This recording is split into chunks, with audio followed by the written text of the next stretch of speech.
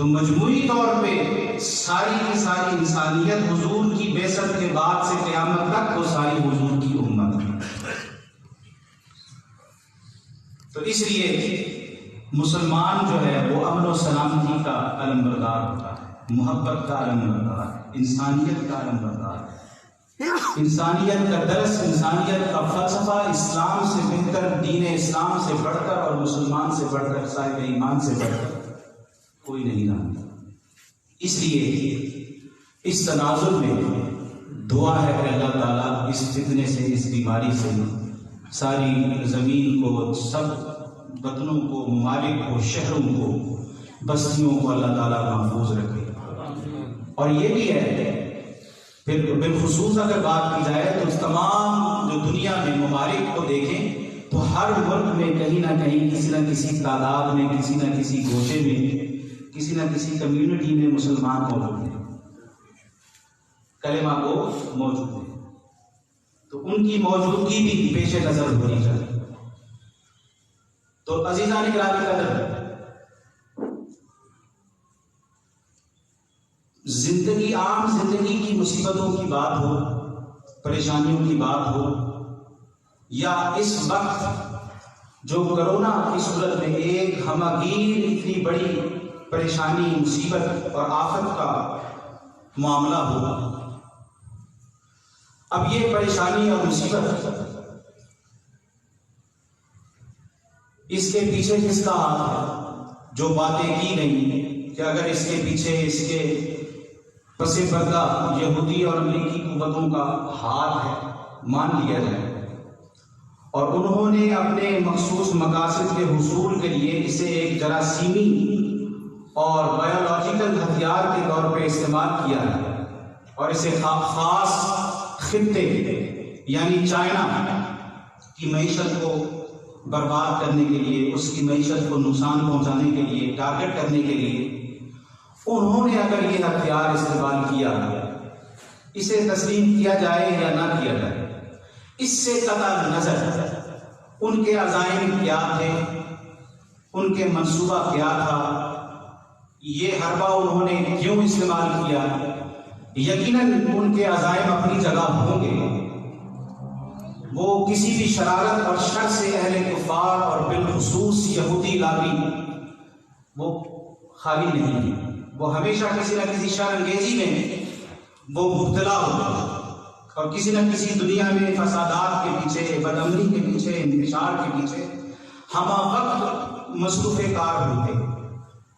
تو قطع نظر اس کے کہ یہ کیسی سازش تھی، کس نے سازش کی، لیکن فی الوقت موجودہ صورتحال ایسی بن گئی ہے کہ یہ فتنہ جہاں سے شروع ہوا کسی ایک حد تک تھا، کسی محدود علاقے میں تھا، ایک محدود مقصد تھا، لیکن اللہ کی طرف سے یہ بیماری پھیلتی ہوئی اب اس وقت پوری دنیا کو اپنی لپیٹ میں لے رہی ہے۔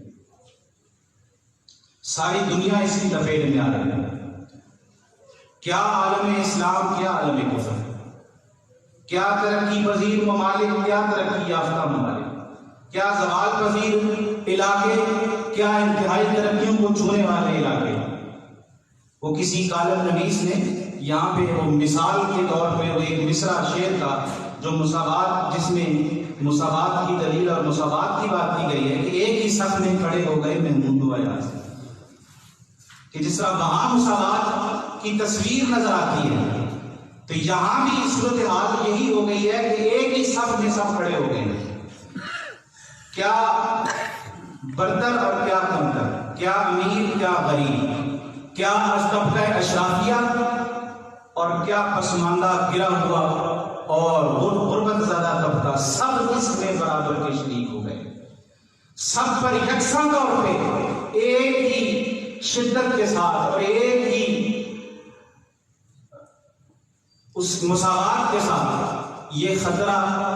کیا عالم کفر ہو کیا عالم اسلام ہو، سب کی گردنوں پہ، سب کے سروں پہ یہ خطرہ، یہ بیماری، یہ فتنہ ایک تلوار بن کے لٹک رہا ہے۔ اس لیے یہ کہنا تو ابھی فی الحال دانش مندی اور عقل مندی اور حکمت کے خلاف ہوگا کہ یہ محض مسلمانوں کے خلاف ایک سازش ہے. یہ سازش تھی، شروع ہوئی جیسے بھی ہوئی، لیکن اب یہ ایک پھیلتا ہوا خطرہ بن چکی ہے پوری روئے زمین کے لیے، پورے خطۂ ارضی کے لیے یہ ایک خطرہ بن چکی ہے. اس لیے اب اسے صرف عالم اسلام کے خلاف سازش قرار دے کے یا مسلمانوں کے دین کو محدود کرنے کی سازش قرار دے کے اس سے آنکھیں بند نہیں کی جا سکتی، اس سے نظر انداز نہیں کیا جا سکتا. تو احتیاطی تدابیر اختیار کرنا اب ضروری ہو چکی ہے. حکومت بھی اگر زور دے رہی ہے اور اس حوالے سے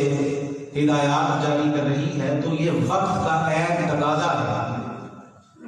کہ ہم اس سے ذرا بھی غافل نہ ہوں، غفلت نہ برتیں. جو احتیاط ایک دائرہ کار، ایک حد کے اندر رہتے ہوئے جو ضروری ہے وہ اختیار کی جائے. اس بیماری یا اس وبا کی روک تھام کے لیے یا اس سے محفوظ رہنے کے لیے جو اقدامات ضروری ہیں، ایک حد کے اندر ہیں، وہ اختیار کرنا از حد ضروری ہے. اس لیے کہ اللہ رب العزت نے قرآن پاک میں ارشاد فرمایا کہ یا ایھا الذین آمنوا خذوا حذرکم، اے ایمان والو اپنی بچاؤ کا سامان اختیار کرو. یہ قرآن پاک میں اللہ نے فرمایا اے ایمان والو اپنے بچاؤ کا، اپنے دفاع کا ساز و سامان اختیار کرو. اور اسی طرح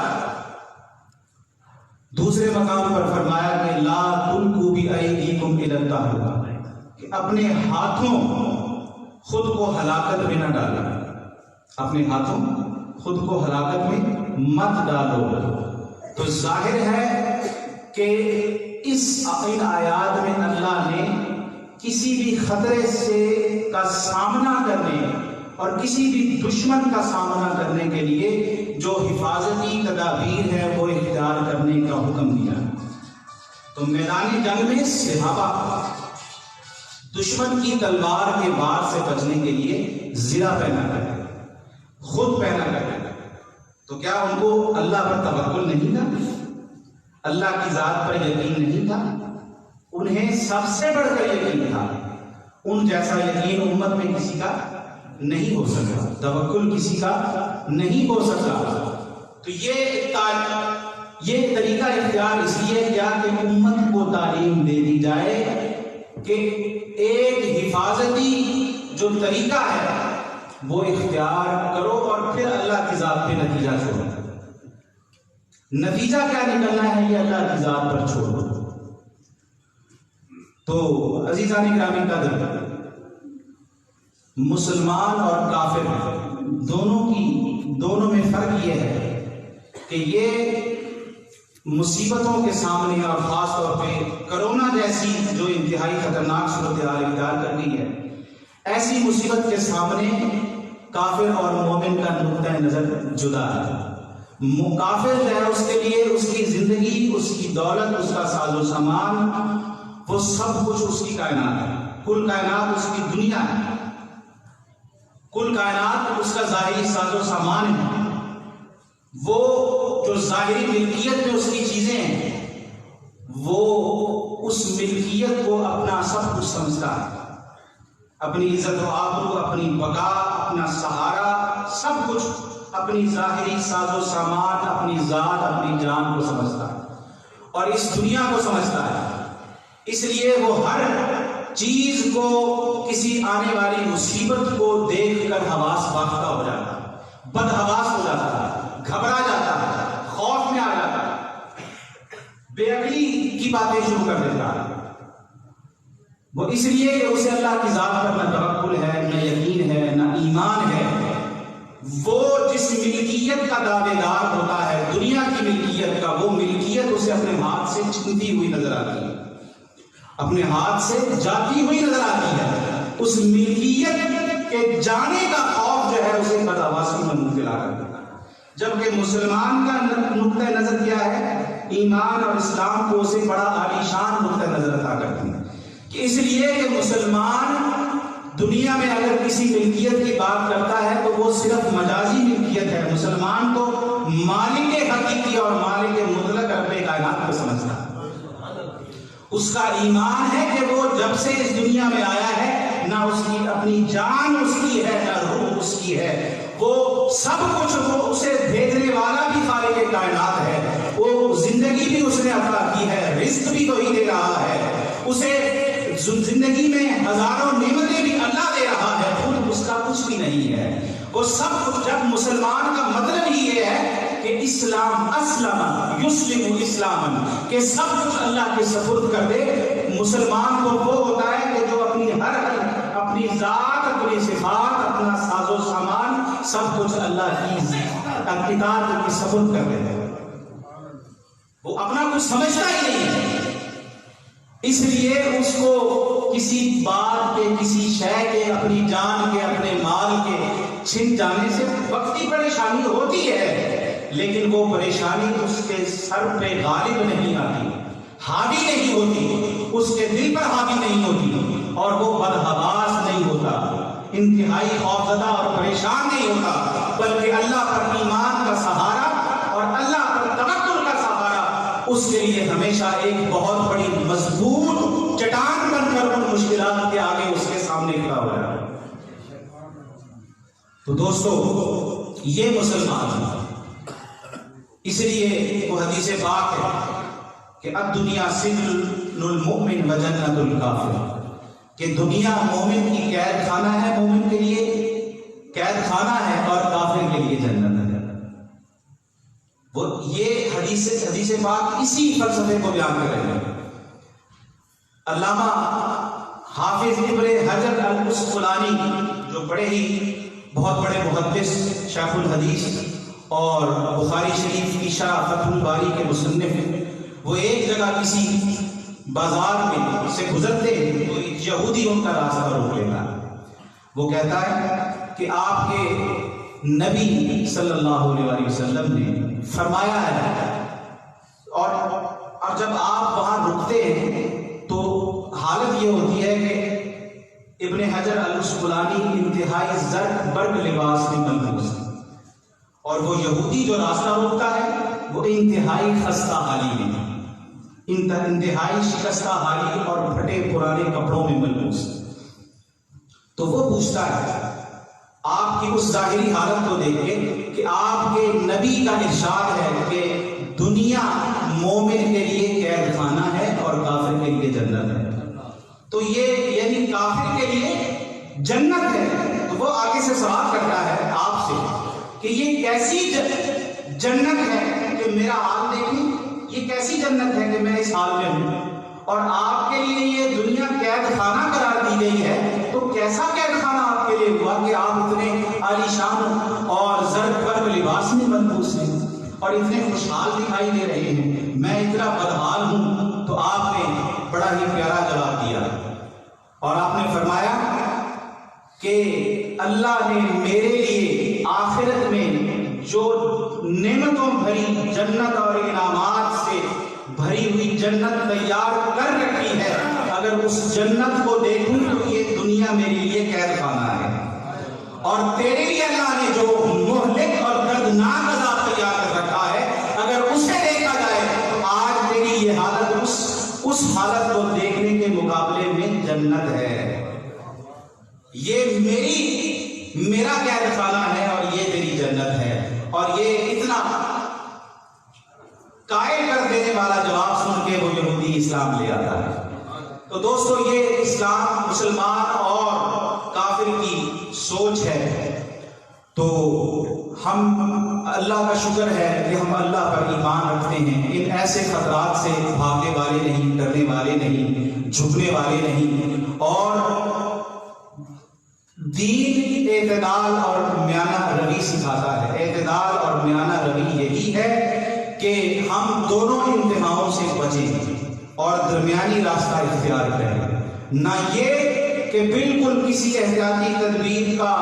کوئی بندوبست کیے بغیر صرف اندھا توکل کریں، یہ بھی درست نہیں ہے، اور یہ بھی نہیں کہ توکل کو چھوڑ دیں، اللہ پہ اعتماد اور یقین کو چھوڑ کر محض ظاہری جو بندوبست ہے، ظاہری تدابیر ہے، ظاہری حفاظتی طریقے ہیں، انہیں اختیار کر لیں اور انہیں ہی کافی سمجھیں۔ یہ بھی غلطی ہوگی۔ اعتدال اور میانہ روی کا تقاضا یہ ہے کہ جو احتیاط بتائی جا رہی ہے اسے ایک جائز حد تک اپنایا جائے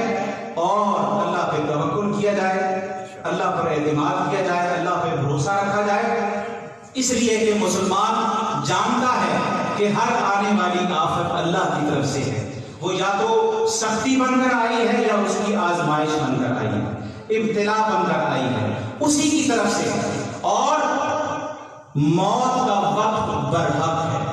موت سے چھٹکارا نہیں ہے، نہ ایک سیکنڈ کسی کی موت پہلے آ سکتی ہے نہ بعد میں آ سکتی ہے۔ جو کسی بھی انسان کی موت کا وقت ہے وہ مقرر ہے، جو رات قبر میں آنی ہے وہ قبر کے اندر ہی آنی ہے۔ اس لیے ہمیں ہوش مندی کے ساتھ اور جائز اور ضروری اقدامات اور تدابیر اختیار کر کے اس فتنے کا مقابلہ بھی کرنا ہے اور اللہ کے حضور توبہ بھی کرنی ہے، اپنے اعمال کو، اپنے کردار کو، اپنی دینداری کو درست بھی کرنا ہے، اصلاح بھی کرنی ہے اور اللہ کی طرف رجوع بھی کرنا ہے۔ اللہ تعالیٰ اپنے حبیب کے صدقے عالم اسلام سے بالخصوص اور تمام دنیا سے بالعموم اس مہلک بیماری اور اس وبا اور اس فتنے کو دور فرمائے، عالم اسلام کو، مسلمانوں کو محفوظ رکھے، اور اسی طرح سے جو رونقیں اس وقت اس بیماری اور فتنے کی وجہ سے معلق ہو گئی ہیں، ختم ہو گئی ہیں، جو دین و ایمان کی رونقیں ہیں، خواہ وہ مساجد کی رونقیں ہوں، خواہ وہ درسگاہوں کی رونقیں ہوں، خواہ وہ بزرگان دین کے مزارات کی رونقیں ہوں، تو اللہ پاک اپنے فضل سے ان رونقوں کو دوبارہ بحال فرمائے۔ باقی